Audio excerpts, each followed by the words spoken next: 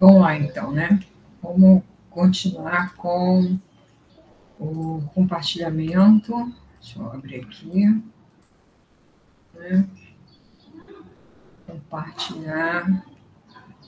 Nós estamos na atividade da página 23, na aula passada, dia 14, eu pedi para vocês elaborassem, respondessem a página 20 a 30, né? E eu pedi que vocês, parei a gravação, pedi para que vocês fizessem, né, essa leitura sobre o texto, né, de publicidade, é um artigo expositivo, e que vocês tentassem fazer essa leitura, né, pausadamente e observassem, né, dentro da leitura do texto 2, né, aquilo que cada parágrafo vem trabalhando. Né. Por ser um artigo expositivo, né, eu expliquei que ele explica, né, de acordo com o ritmo da leitura, ele vai desencadeando informações.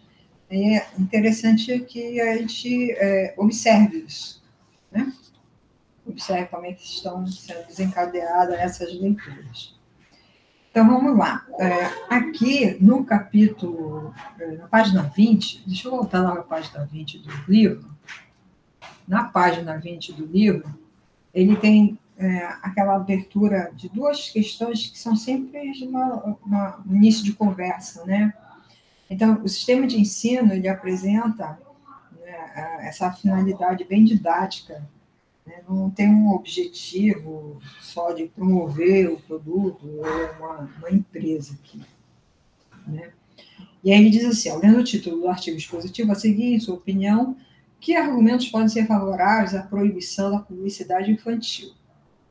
A gente tem várias hipóteses, vocês poderiam, né, defender que favorável à proibição da publicidade infantil.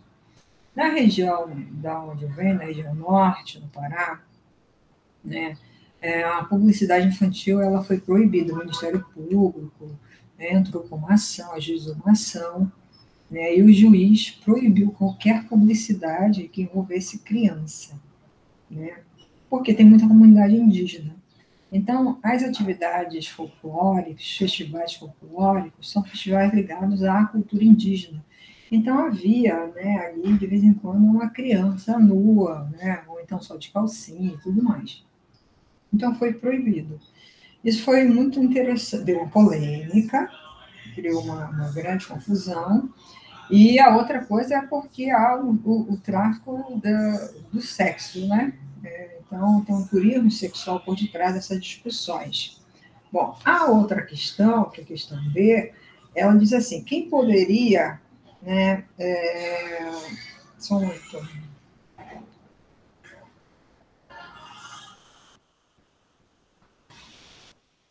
Deixa eu ver aqui uma coisa aqui. Aqui diz assim, quem poderia ter interesse na publicidade destinada à criança? Que argumentos você acha que poderiam ser favoráveis a esse tipo de publicidade? Também outra questão que você pode levantar inúmeras respostas. As marcas, as empresas, as emissoras de rádio, televisão, né? Refletir bem sobre essa questão das empresas, principalmente. As marcas e as emissoras, elas poderiam se defender para manter a publicidade, né? Para o público infantil, por exemplo. Nossa publicidade é para público infantil. Então, tem que avaliar a coerência dessas respostas, né, e as duas questões que retomem, né, a questão do texto.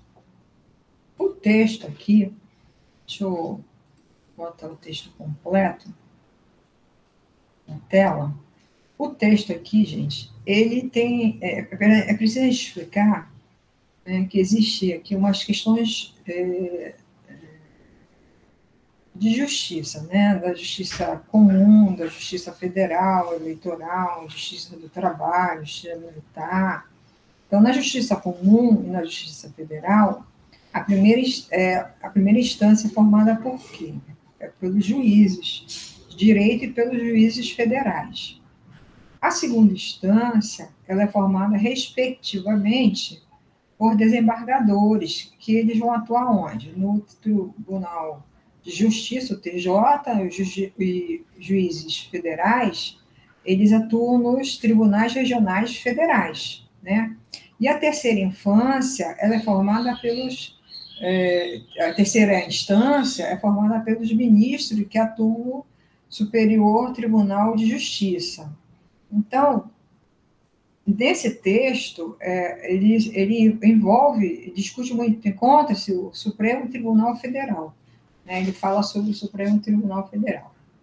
Bem, uma das observações que eu precisava fazer aqui a vocês. Voltando para lá, e aí abrindo, né, a nossa questão de interpretação, por isso que eu pedi para que vocês lessem cada parágrafo e fossem observando, né, os argumentos. Então, aqui na questão 1, vocês podem discutir e fazer, a partir daquela leitura que eu pedi, verificar várias hipóteses. São questões pessoais, né, respostas pessoais. Cada um vai levantar seu domínio aí do assunto. Na 2, suas suposições sobre quem poderia ter interesse na publicidade destinada ao público infantil se confirmam, comente sua resposta. Também é a mesma situação. E aí retoma, né, aquilo que a gente já falou dessas críticas todas. Após a leitura do texto, você considera assumir um posicionamento contra a proibição da publicidade infantil? Por quê? Eu sou a favor da proibição. Né? Eu acho que criança não tem que ser explorada de maneira alguma, inclusive a imagem dela. É por isso que quando a gente está em arte, que eu vou tirar foto, eu tiro foto da sua apresentação, do seu trabalho, mas eu não tiro foto sua, entendeu? Né? Isso é que eu falo. Então, assim, dá para a gente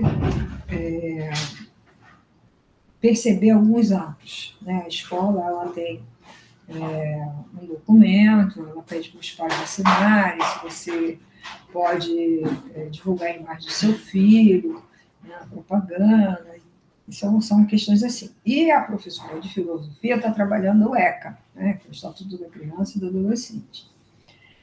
Então, conjuga, né, com a atividade dela. No início do artigo expositivo, é apresentado um exemplo de propaganda que causaria polêmica nos dias de hoje. Que situação é apresentada? É aquela do menino, né, que determina tesouro escolar desdenhando de um colega que não possui a tal tesoura. Isso é muito comum nas salas de aula. Isso é muito comum. Isso é extremamente comum. Essa disputa de sala de aula, um querer ser melhor do que o outro, temos que partir de que todo mundo é igual. Né? Ninguém é melhor do que ninguém aqui, todo mundo tem opinião diferente, a gente tem que saber lidar com isso, conviver com essas diferenças, saber lidar com essas diferenças. O que se pode concluir sobre a publicidade infantil de algumas décadas atrás e a de hoje? Algumas décadas atrás, as propagandas eram mais apelativas. Não havia controle ou preocupação quanto à maneira como os produtos eram anunciados para as crianças, né? Então, havia aí não havia um marco regulatório para isso. E o que me lembrou, na questão 3, né, que eu acho que é legal vocês pegarem e organizarem as opiniões de vocês e defender com argumentos, né, com argumentos do próprio ECA, como a professora Fabiana está fazendo. Tá? A interpretação escrita, bem embaixo. Em que consiste a Resolução 63, publicada em 2014 pelo Conselho Nacional dos Direitos da Criança e do Adolescente? O que acontece? Essa resolução ela vai reforçar a proibição de publicidade, né, e que se aproveita da deficiência de julgamento e da falta de experiência da criança. A criança não tem discernimento se isso vai ser legal ou não. Ela simplesmente vai fazer, né? Ela estava motivada ali a fazer, né? E aí ela faz, né? A questão 2, deixa eu diminuir aqui. A questão 2 diz assim: a decisão do Supremo Tribunal de Justiça, ao reconhecer como abusiva a publicidade infantil, não tem poder de lei, no entanto, tem um papel importante nesse cenário. Explique por que ela é importante para a própria justiça. Gente, ela é vital. Ela vai influenciar o quê? As futuras decisões dos juízes da primeira instância, né? Aqui é a fundamentalidade, que é exatamente isso. O papel, né? Obrigada. O papel extremamente importante no tribunal, né, de reconhecer essa decisão, ela é vital para isso aí, para as demandas que surgem, né? A questão B, explique por que esse reconhecimento é importante para as empresas.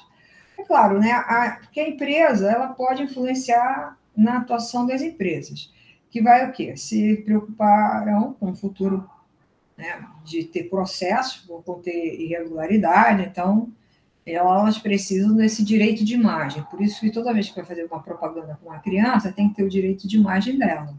Tanto é que, se você observar algumas imagens na internet, tem direito autorais. Vai lá, direito autorais. Aí, se você pega aquela imagem, publica numa atividade, e essa atividade é reconhecida, que a imagem é uma imagem que requer direitos autorais, você é penalizado. Tem um processo civil aí. Qual é o benefício para o reconhecimento para o consumidor? É claro, né? As ações movidas pelo consumidor na justiça terão as forças favoráveis a ele, porque já há uma decisão, né? Se não é uma coisa que não saiu do nada, já há uma decisão. Alguém entrou na justiça e ganhou a causa. Então, é a coisa da repercussão geral que se diz no direito, tá? O que já foi feito a respeito desse assunto nas cidades de Belo Horizonte e do Rio de Janeiro? Foi proibida a venda de lanches com brinquedos para a criança. Inclusive essa coisa da venda casada, né? Venda casada é extremamente perigosa. Leia os argumentos a seguir e classifique-os de acordo com a legenda abaixo. F, argumento favorável, proibição da publicidade infantil. E C, argumentos contrários à proibição de propagandas para a criança. Então, vamos lá. Deixa eu colocar aqui a caneta. Cabe somente aos pais orientar seus filhos sobre o que é possível consumir ou não? Claro, nós somos os responsáveis diretos pelos nossos filhos, né? É a família. A proibição da propaganda infantil fere o direito da liberdade de comunicação ao privar crianças de até 12 anos de qualquer informação? Certíssimo. As crianças precisam ser protegidas porque estão mais vulneráveis e suscetíveis à persuasão da mensagem publicitária para o consumo? Está errado, né? Aqui é F. As mensagens provenientes da mídia possuem um grande peso.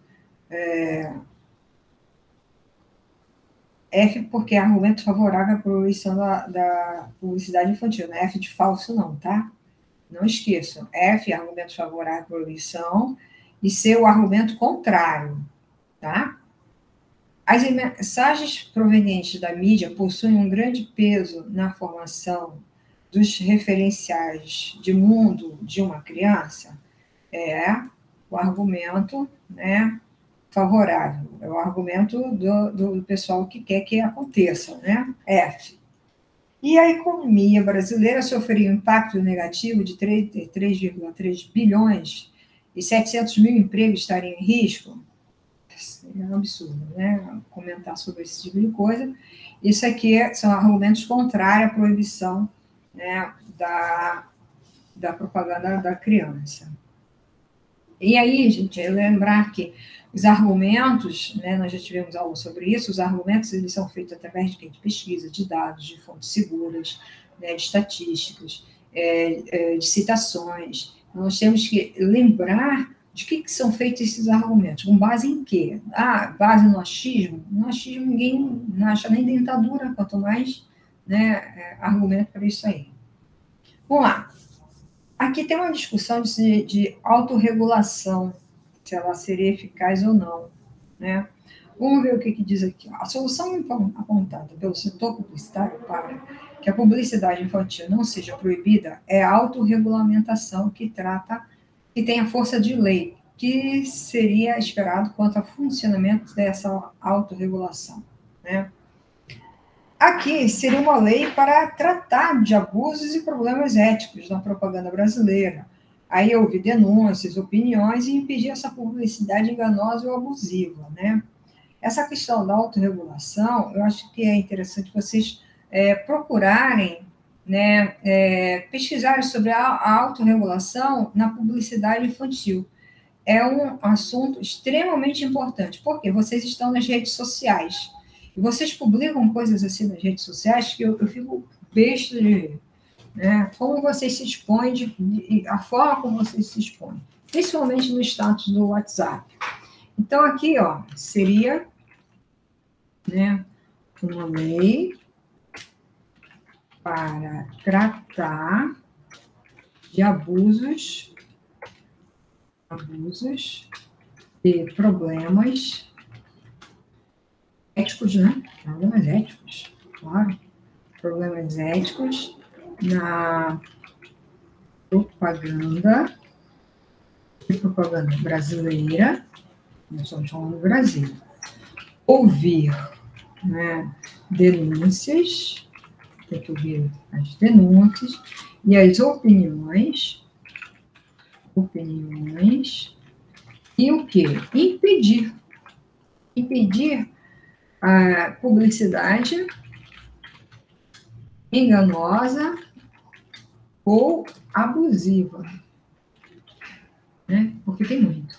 Nossa, tem muita propaganda abusiva, muita propaganda enganosa que vai fazer aí, né, a cabeça de muita criança sem conhecimento, despreparada e tudo mais. É muita coisa. Releia o trecho, o terceiro e o quarto parágrafo do texto explica o que seria uma venda casada. Venda casada é aqui, venda de um produto ou de um serviço que é acompanhado ou condicionalmente à aquisição de outro, né? Você faz a consulta, que é um serviço, e você compra o óculos na minha ótica. Isso é venda casada, né? Você compra a pizza e ganha o refrigerante. Isso é venda casada, não pode, né? Então, é venda de um produto ou serviço, né, que é acompanhado ou condicionado à aquisição do outro, né? Ganhe um e compre outro. Essa coisa assim de tá embutido no valor, né, no serviço. Isso é venda casada. Tanto é que nenhuma ótica pode estar próximo, né, um oftalmo ter clínicas de óptica, né, venda de óptica, de venda de óculos. Só que o que ele faz? Ele coloca o nome de outro, né? Cheio de filantropia, tá cheia. Ou condicionada, desculpa, a aquisição de outro. A coisa da comprar isso, leva aquilo. Se você comprar tal produto, você leva... os pacotes de internet são cheios disso, né? 7. O registro linguístico empregado nesse artigo é mais formal ou mais informal? Todo texto é formal, porque não há, se você observou, não há gíria, não há desvio de norma culta. A gente precisa lembrar que a situação aqui desse texto, né, artigo expositivo, ele exige uma linguagem mais formal. Para quê? Para fim de que o texto tenha um alcance maior. Então, não dá para fazer gíria aqui, uma linguagem, né, popular, não, tá? Então, aqui é mais formais, né? O texto é mais formal.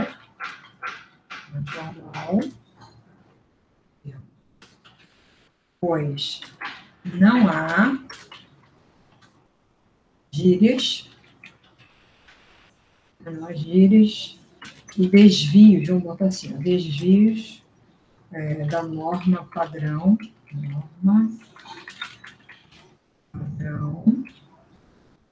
da norma padrão. Aqui, além disso, vírgula, a situação, o que tem a situação? Propicia,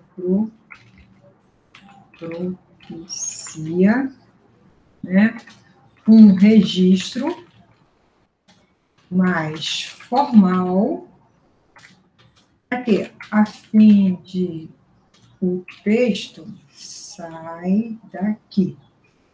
A fim do texto,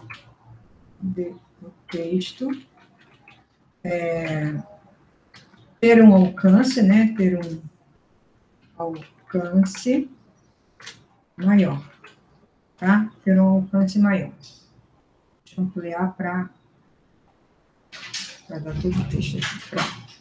8. Analisando esse artigo, de forma geral, ele toma partido e se mostra favorável a alguma das duas opiniões sobre a proibição ou não da publicidade infantil, né? Não. Ele expõe os dois lados. Ele apresenta os argumentos usados por cada um deles. É isso que acontece. Que não tem favorável e desfavorável, não. Não. Né? Ele expõe, né? Ele expõe os dois lados, apresentando os argumentos usados por cada um deles. Ele coloca os prós e os contras e deixa que cada um diga o que pensa. Não é isso? É isso que acontece. Vamos lá. Assinale a estrutura por meio do qual este artigo expositivo é construído. Ele teve introdução, desenvolvimento, conclusão? Teve clímax? Nada a ver. Introdução, lado favorável, lado contrário, finalização. Olha aquilo que acabamos de falar. Né?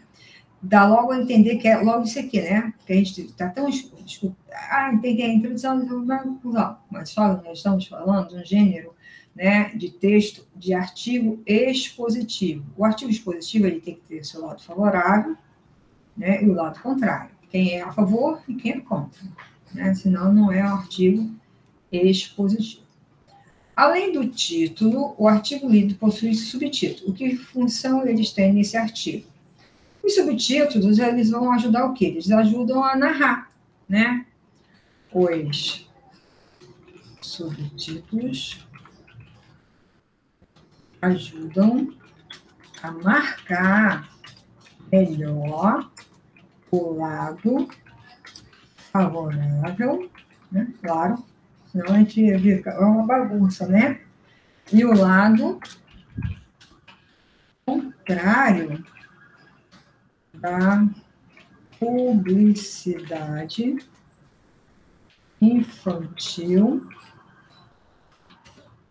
facilitando, né, a leitura. Ai, pode ser chato, hein? Facilitando a leitura. Deixa eu ver o que eu escrevi aqui. Os subtítulos ajudam a marcar melhor o lado favorável, o lado contrário da publicidade infantil, facilitando a leitura. Perfeito. É isso aí, né? Vamos lá. Artigo expositivo. Mais uma vez, é um gênero que apresenta um assunto de forma neutra, sem se posicionar a favor ou contra. Função que será desempenhada pelo leitor. Para isso, ele apresenta informações, explicações, enumerações e estatísticas. Estamos montando argumentos. Os argumentos eles são montados assim. Podem ser estruturados em partes da introdução, por subtítulos, e apresentam um registro linguístico formal. Esse assunto aqui, nós falamos na aula, né, quando nós começamos a trabalhar, tu vai aumentar não, é? Coisinha chata. Cadê você? Não vai aumentar? Ah, tá tudo bem. Aumentar não? Tudo bem. Bota bem aqui. Sobre argumentos.